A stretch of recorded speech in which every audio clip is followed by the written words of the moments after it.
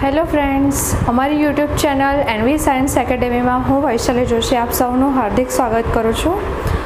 Last lesson में આપણે ધોરણ 10 में विज्ञानना प्रकरण 1 में रासायनिक प्रक्रियाओना प्रकारो विषे माहिती मेळवी अने आजे आपणे ए प्रकारों में पहलो प्रकार संयोगीकरण प्रक्रिया एटले के कॉम्बिनेशन प्रक्रिया आपणे जोवाना छे। जो तमने अमारो विडियो गमे तो प्लीज़ लाइक शेर और सब्सक्राइब जरूर थी करजो। तो शुरू करिए आजनो लेसन। तो आजना लेसननो टॉपिक है संयोगीकरण प्रक्रिया। संयोगीकरण प्रक्रिया जेने कहेवाय कॉम्बिनेशन रिएक्शन, बराबर।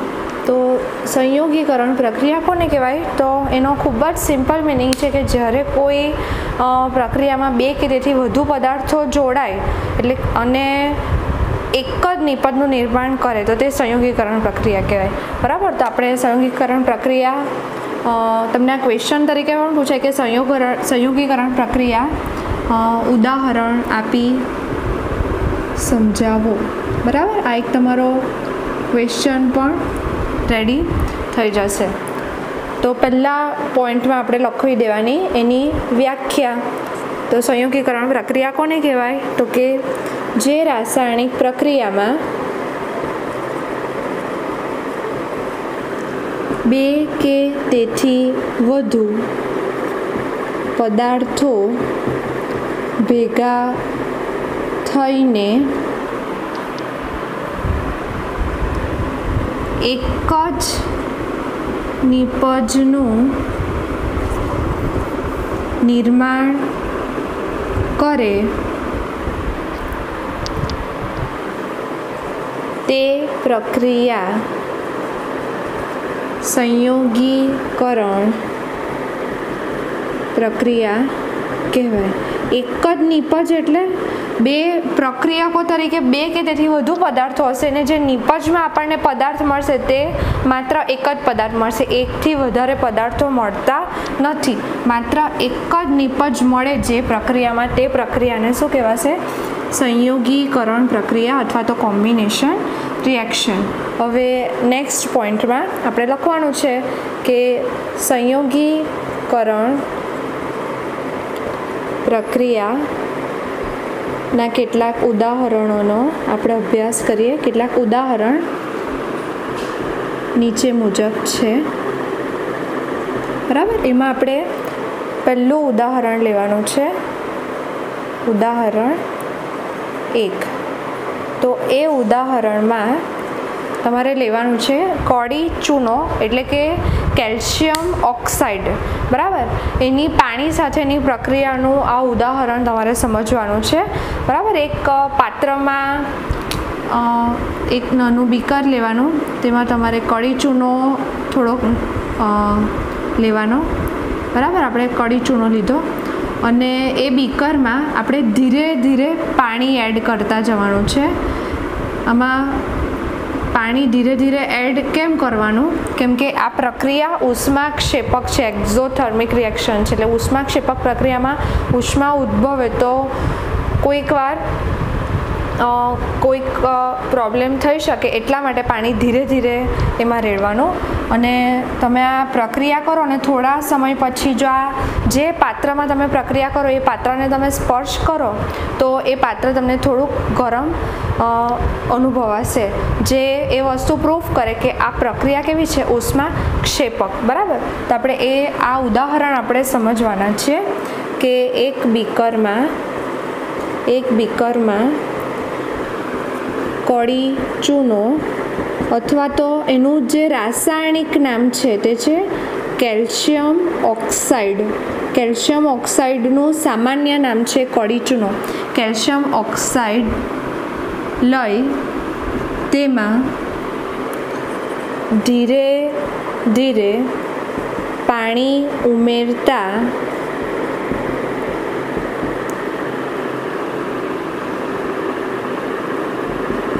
फोड़ेलो चूनो जेने कहेवाय કેલ્શિયમ હાઇડ્રોક્સાઇડ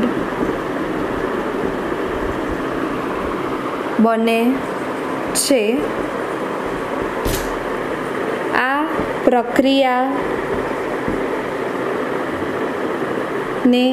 અંતે તમે પાત્રનો સ્પર્શ કરો તો પાત્ર ગરમ અનુભવાય છે, જે આ પ્રક્રિયાનો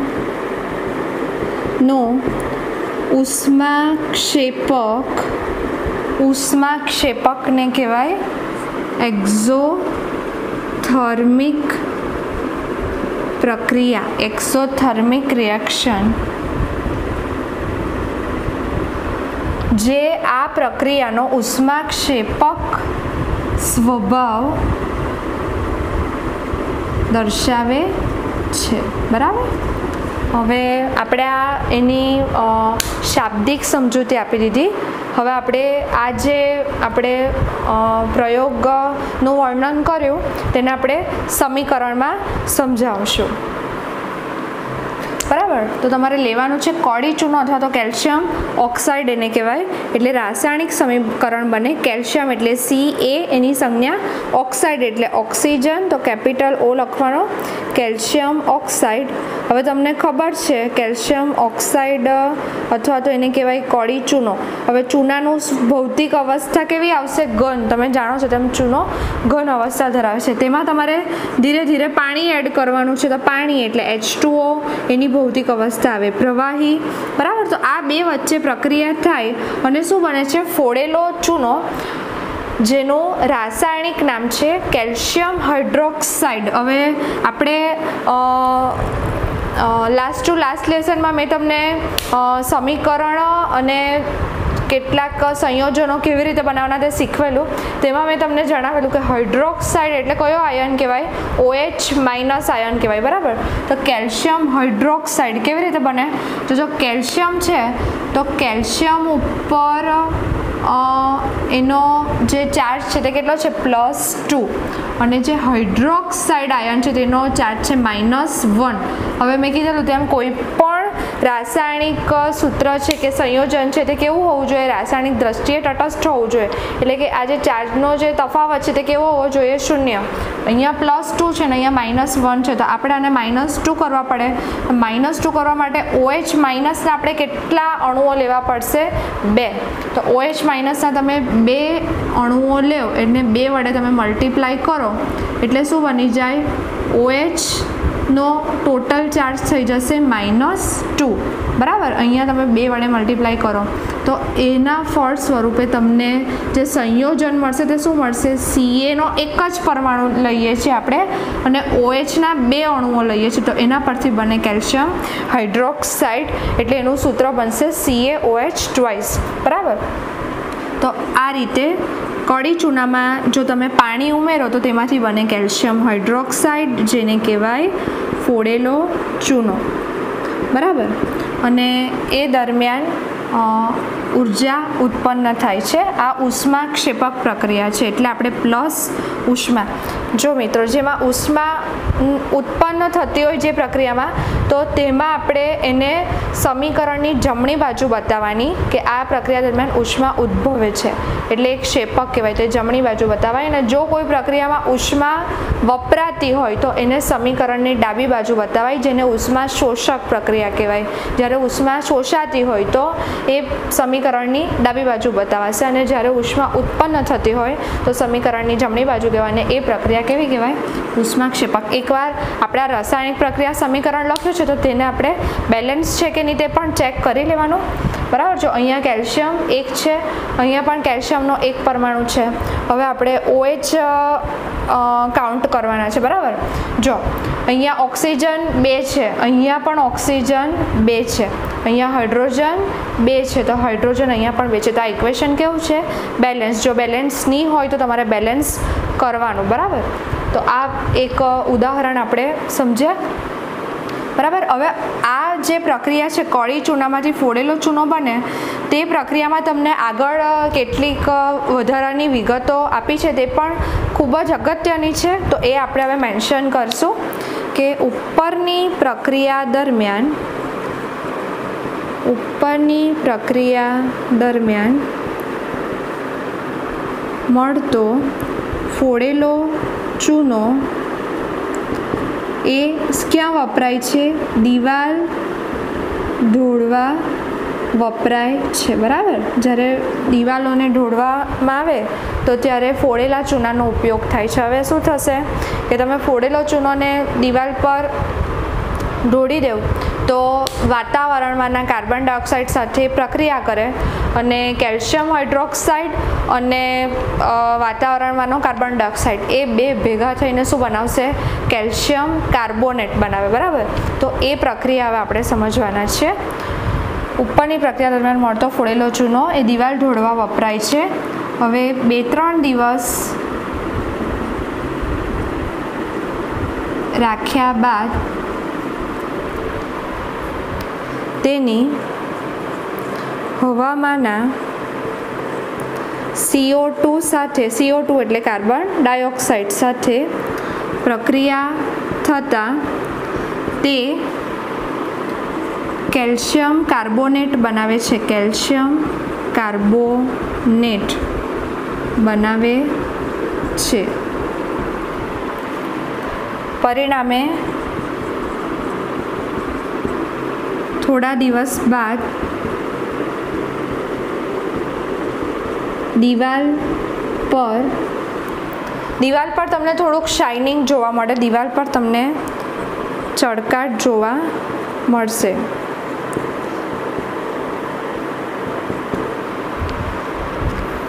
બરાબર. તો હવે જે આ પ્રક્રિયા છે તે આપણે સમજી લઈએ ઇક્વેશન લખીને.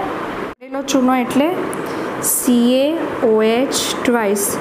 અહીંયા હું તમને એક વાત ઉપરના ઇક્વેશનમાં જણાવી દઉં છું. કેલ્શિયમ ઓક્સાઇડ અને પાણી, કેલ્શિયમ ઓક્સાઇડમાં આપણે પાણી ઉમેરીએ છીએ એટલે આ જે ફોડેલો ચૂનો બને ને તે એક જલીય દ્રાવણ સ્વરૂપે બનશે. મેં તમને આગળ પણ શીખવેલું તેમ કોઈ પદાર્થમાં તમે પાણી ઉમેરો અને એનું જે દ્રાવણ બને તો તે કેવું દ્રાવણ કહેવાય?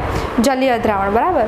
કેલ્શિયમ ઓક્સાઇડનું જલીય દ્રાવણ શું કહેવાય? ફોડેલો ચૂનો. આ પણ એક ક્વેશ્ચન તમને આમાંથી આવી શકે. બરાબર. તો આપણે એ લઈને આગળ ચાલીએ. ફોડેલો ચૂનો દિવાલ ઢોળવા વપરાય, જે હવામાંના કાર્બન ડાયોક્સાઇડ સાથે પ્રક્રિયા કરે. તો ફોડેલા ચૂના એ જલીય દ્રાવણ સ્વરૂપે છે, એની હવામાંના કાર્બન ડાયોક્સાઇડ એટલે કે CO2, બરાબર, કાર્બન ડાયોક્સાઇડ વાયુ સ્વરૂપે છે, એની સાથેની પ્રક્રિયા થાય અને શું બનાવે? Calcium carbonate, CaCO3. બરાબર. એનું S લખવાનું અને પ્લસ છૂટું પડે H2O. આમાંથી શું છૂટું પડશે? H2O, calcium carbonate. બરાબર. આપણે આ પ્રક્રિયા સમીકરણ સમજી લીધું. આ છે ફોડેલો ચૂનો. દરેક પ્રક્રિયા સમીકરણમાં જે તે પદાર્થ નીચે એનું નામ, રાસાયણિક નામ અથવા સામાન્ય નામ એ અચૂક લખવું. બરાબર. આ છે કાર્બન ડાયોક્સાઇડ, આ બની ગયું કેલ્શિયમ કાર્બોનેટ અને આ છે છૂટું પડ્યું પાણી. અહીંયા એક વસ્તુની નોંધ લેવાની છે તમારે મિત્રો કે આરસ પહાડનું, તમને ખબર છે આરસ પહાડ છે તે પણ થોડોક ચળકાટ ધરાવતો પથ્થર છે. તો આરસ પહાડનું રાસાયણિક સૂત્ર પણ શું છે? CaCO3 છે, એટલે કે કેલ્શિયમ કાર્બોનેટ છે. બરાબર. આ તમારે ખાસ નોટ કરવું. બરાબર. તો આપણે આ એક ઉદાહરણ સમજ્યા, કળી ચૂનામાંથી ફોડેલા ચૂનાની પ્રક્રિયા સમજ્યા. બરાબર.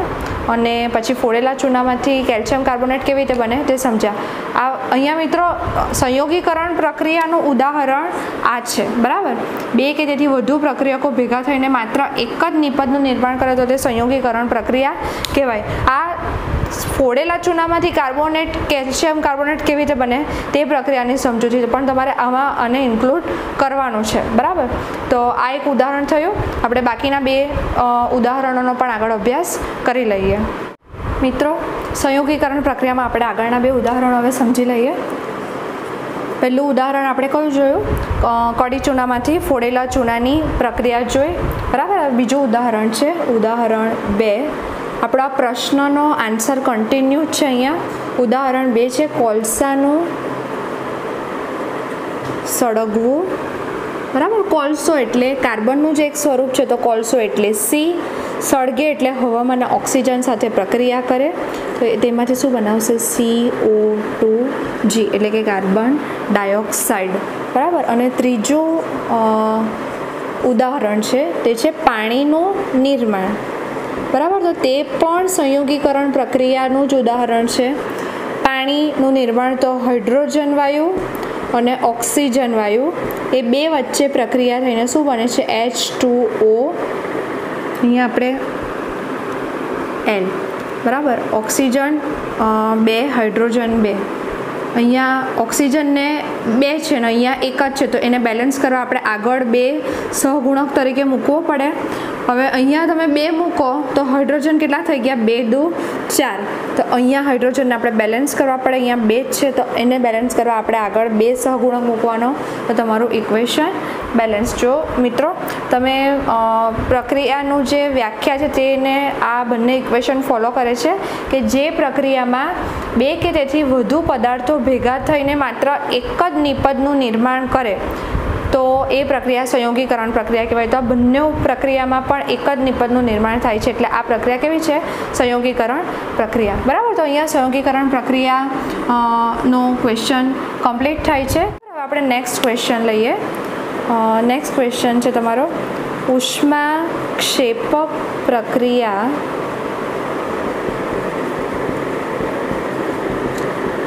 ઉદાહરણ આપી સમજાવો, બરાબર. ઉષ્માક્ષેપક પ્રક્રિયા તો મેં તમને સમજાવ્યું તેમ ઉષ્માક્ષેપક એટલે જે પ્રક્રિયા દરમિયાન ઉષ્મા ઉત્પન્ન થતી હોય તો તે પ્રક્રિયા કેવી કહેવાય? ઉષ્માક્ષેપક. તો એનો પહેલો પોઈન્ટ એ જ આવશે, જે રાસાયણિક પ્રક્રિયા દરમિયાન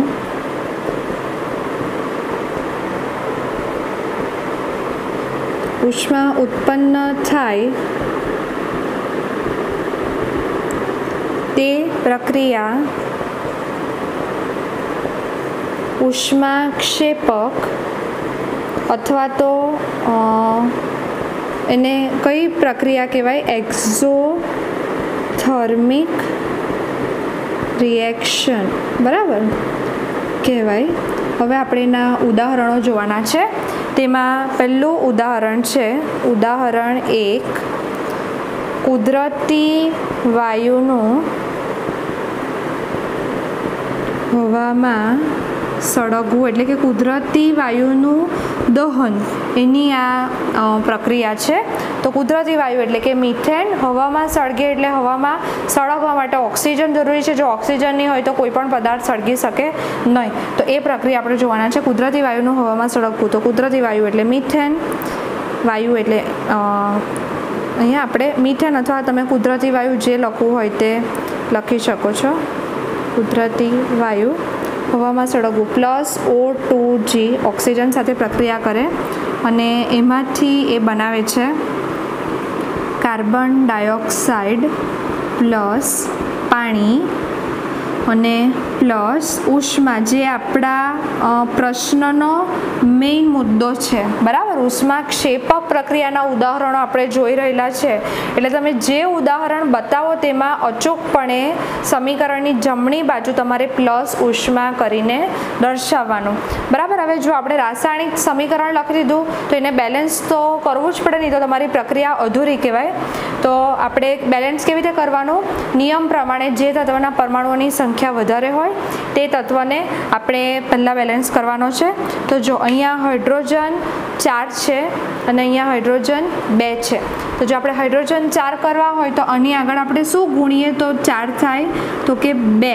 તમે હાઇડ્રોજન અહીંયા 2 ગુણો તો ટોટલ 2 દુ 4 એટલે 4 હાઇડ્રોજન થઈ ગયા. હવે ઓક્સિજન જોવાનું, તો જો અહીંયા આપણે 2 સહગુણક કર્યો તો હાઇડ્રોજનની સાથે સાથે ઓક્સિજનની સંખ્યા પણ વધી, બરાબર. 1 હતા તેમાંથી કેટલા થઈ ગયા? 2. આગળ આપણે 2 ગુણ્યો એટલે તો આ બાજુ ટોટલ ઓક્સિજન કેટલા છે? અહીંયા 2 અને અહીંયા 2 એટલે ટોટલ 4. અને અહીંયા ઓક્સિજન કેટલા છે? 2 જ છે. તો આપણે આ બાજુ બેલેન્સ કરવા પડે. તો અહીંયા ઓક્સિજન 4 કરવા હોય તો અને આપણે 2 વડે ગુણવા પડે, એટલે સહગુણક 2 મૂકીએ તો ઓક્સિજન થઈ ગયા 4. હવે આવે કાર્બન. તો કાર્બન અહીંયા 1 છે, અહીંયા 1 છે, તો એ તો બેલેન્સ જ છે. તો આ તમારું ઇક્વેશન બેલેન્સ, બરાબર. આ થઈ પ્રક્રિયા કુદરતી વાયુનું હવામાં સળગવું. આ એક ઉદાહરણ છે. પછી તમને બીજું ઉદાહરણ આપેલું છે, ઉદાહરણ 2. તે છે શ્વસન પ્રક્રિયા. શ્વસન પ્રક્રિયા, બરાબર. એ પણ ઉષ્માક્ષેપક પ્રક્રિયા છે. જો મિત્રો, આપણને જીવવા માટે ખોરાક જરૂરી છે, બરાબર. એનર્જી જરૂરી છે. એનર્જી શેમાંથી મળે? તો કે ખોરાક પૂરો પાડે. તો આપણે જે દિવસ દરમિયાન અલગ અલગ ખાદ્ય પદાર્થો લઈએ તો તેનું કેટલાક પદાર્થો કાર્બોદિતમાં રૂપાંતર પામે, કોઈકનું પ્રોટીનમાં કન્વર્ઝન થાય, બરાબર. કોઈકમાંથી વિટામિન્સ પ્રોવાઈડ થાય, બરાબર. એ આપણને એનર્જીના અલગ અલગ સોર્સ આપણને મળે છે અલગ અલગ ખોરાકમાંથી. તો અહીંયા જે આપણે અત્યારે જે પ્રક્રિયા જોવાના છે, શ્વસન પ્રક્રિયા જોવાના છે, જેમાં કાર્બોદિતમાંથી જે ગ્લુકોઝ બને તે પ્રક્રિયા આપણે સમજવાના છે. તો આપણે સ્ટાર્ટ કરીએ આ ઉદાહરણ સમજવાનું. શ્વસન પ્રક્રિયા. તો સજીવોને જીવવા માટે ઉર્જા જરૂરી છે, બરાબર. હવે આ ઉર્જા શામાંથી મળે? આ ઉર્જા ખોરાકમાંથી મળે છે, જેમ કે ભાત, બરાબર, પછી ઘઉં, બ્રેડ વગેરે.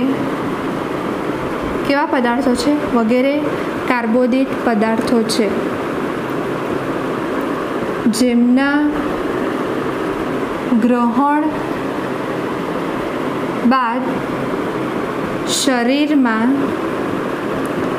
તેમનું પાચન થઈને તેઓ કાર્બોદિત જે પદાર્થો છે તેઓ શેમાં કન્વર્ટ થાય છે?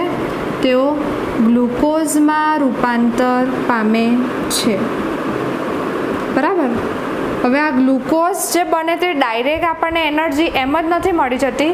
એ ગ્લુકોઝ એ શરીરમાં જે વિવિધ વાહિનીઓ છે તેમાં જે ઓક્સિજનનું વહન થાય છે તેની સાથે જોડાઈ જાય અને પછી શરીરના વિવિધ કોષોમાં એ રીતે ફેલાય અને આપણને ઉર્જા પૂરી પાડે. તો આપણે એ સમજવાનું છે. હવે આ ગ્લુકોઝ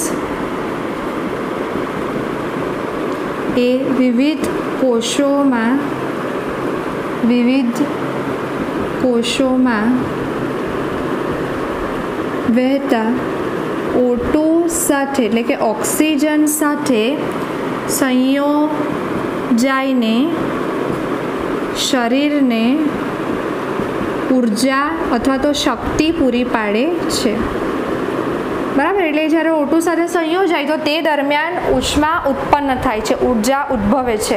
એટલે આ પ્રક્રિયા પણ ઉષ્માક્ષેપક પ્રક્રિયાનું ઉદાહરણ છે. હવે જે આપણે ઇક્વેશન સમજવાના છે તે તમે જે આ લાસ્ટ પોઈન્ટ જોયો તેને આધારે ઇક્વેશન છે કે ગ્લુકોઝ એ ઓક્સિજન સાથે જોડાય, બરાબર. તો ગ્લુકોઝનું પહેલાં તો રાસાયણિક સૂત્ર શું છે? C6H12O6 એટલે કે ગ્લુકોઝ, બરાબર. ઓક્સિજન સાથે જોડાય O2G ગ્લુકોઝ. સોરી, અહીંયા આપણે છે ને ઓક્સિજન અહીંયા AQ જ લખ્યું છે, બરાબર. કેમ કે વહન પામે છે, ભલે વાયુ સ્વરૂપ જ છે પણ એ વિવિધ પ્રવાહીના માધ્યમ દ્વારા વહન પામે છે, એટલે અહીંયા AQ બતાવેલું છે તમને.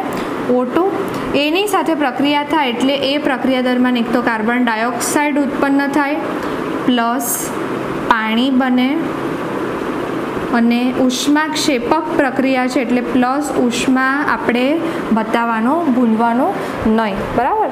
તો આ જે આપણે લાસ્ટ પોઈન્ટ લખ્યો તેનું આ એની આ રાસાયણિક સમજૂતી છે, બરાબર, સમીકરણ દ્વારા સમજાવ્યું. હવે આપણે આ ઇક્વેશનને બેલેન્સ કરવાનું, બરાબર. તો ક્યાંથી સ્ટાર્ટ કરવાનું? તો કે નિયમ પ્રમાણે જે તત્વના પરમાણુઓની સંખ્યા વધારે છે તેને પહેલાં બેલેન્સ કરવાના. તો જો અહીંયા હાઇડ્રોજન 12 છે અને અહીંયા હાઇડ્રોજન 2 છે, તો આપણે પહેલાં હાઇડ્રોજનને 12 કરી દઈએ. અહીંયા 12 છે ને અહીંયા 2 છે, તો આ હાઇડ્રોજન 12 કરવા હોય તો એને કેટલા વડે ગુણીએ તો 12 થાય? તો કે 6 વડે. એટલે અહીંયા સહગુણક શું આવશે? 6. તો હાઇડ્રોજન થઈ ગયા 12. હવે આપણે કાર્બનને બેલેન્સ કરીએ. તો કાર્બન અહીંયા 6 છે અને અહીંયા કાર્બન કેટલા છે? 1 જ છે. તો કાર્બનને 6 કરવા અને કેટલા વડે ગુણવા પડે? 6 વડે. તો કાર્બન અહીંયા 6 અહીંયા છે એટલે કાર્બન બેલેન્સ થઈ ગયા. હવે આપણે ઓક્સિજનને બેલેન્સ કરવાના. તો જો અહીંયા ઓક્સિજન 6 છે અને 2 અહીંયા વત્તા છે વચ્ચે, એટલે આ બેનો તમારે સરવાળો કરવાનો. 6 ને 2 8. હવે અહીંયા કેટલા ઓક્સિજન છે? જુઓ, અહીંયા આમ છે એટલે એને ગુણાકારમાં લેવાય. 6 દુ 12 ઓક્સિજન અને અહીંયા 6, અને આગળ 6 છે એટલે 6, એટલે અહીંયા 12 વત્તા 6, એટલે આ બાજુ ટોટલ 18 ઓક્સિજન છે અને આ બાજુ માત્ર 8 જ ઓક્સિજન છે. તો આપણે એને 18 કરવાના છે, બરાબર. તો અહીંયા 6 છે, તો આપણે બીજા, હવે આ સૂત્રને તો તમારાથી છેડવાનું જ નથી, બરાબર. અહીંયા તમારાથી કોઈ સહગુણક અત્યારે એડ નહીં થશે, કેમ કે આપણે કાર્બન બેલેન્સ કરી દીધેલા છે, હાઇડ્રોજન બેલેન્સ કરી દીધેલા છે. તો હવે આપણે અને જ સહગુણક આમાં જ આપણે મૂકવો પડે. તો અહીંયા આપણે શું મૂકીએ? તો 6 ઉમેરાતા 18 ઓક્સિજન થઈ શકે. તો 12 ને 6 18. અહીંયા 6 છે તો અહીંયા આપણે ઓક્સિજન 12 કરવા પડે. એટલે જો ધ્યાન રાખવાનું મિત્રો, અહીંયા 2 ઓલરેડી છે પરમાણુ, એટલે આપણે અહીંયા એવું કંઈક મૂકીએ કે જેનો ગુણાકાર 12 મળે. એટલે 6 દુ 12 અને 6 18. ઉતાવળમાં ઓક્સિજનની આગળ 12 નહીં લખાઈ જાય તે જોવાનું, નહીં તો જો અહીંયા 12 લખી દઉં તો 12 દુ 24 થઈ જાય અને તમારું ઇક્વેશન ખોટું, એ બેલેન્સ થશે નહીં. તો 6 દુ 12 ને 6 18. તો અહીંયા આપણું ઇક્વેશન કમ્પ્લીટ બેલેન્સ છે. તો આ પ્રક્રિયા છે શ્વસન પ્રક્રિયા. અહીંયા અને હવે ત્રીજું ઉદાહરણ લેવાનું છે, ઉદાહરણ 3. તે છે વનસ્પતિ દ્રવ્યોના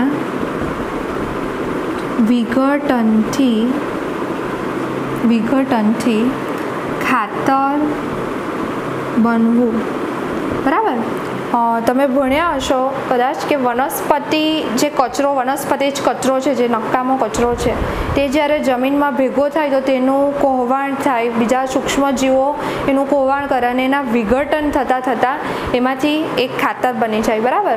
તો એ જે પ્રક્રિયા છે તે પણ ઉષ્માક્ષેપક પ્રક્રિયાનું ઉદાહરણ છે.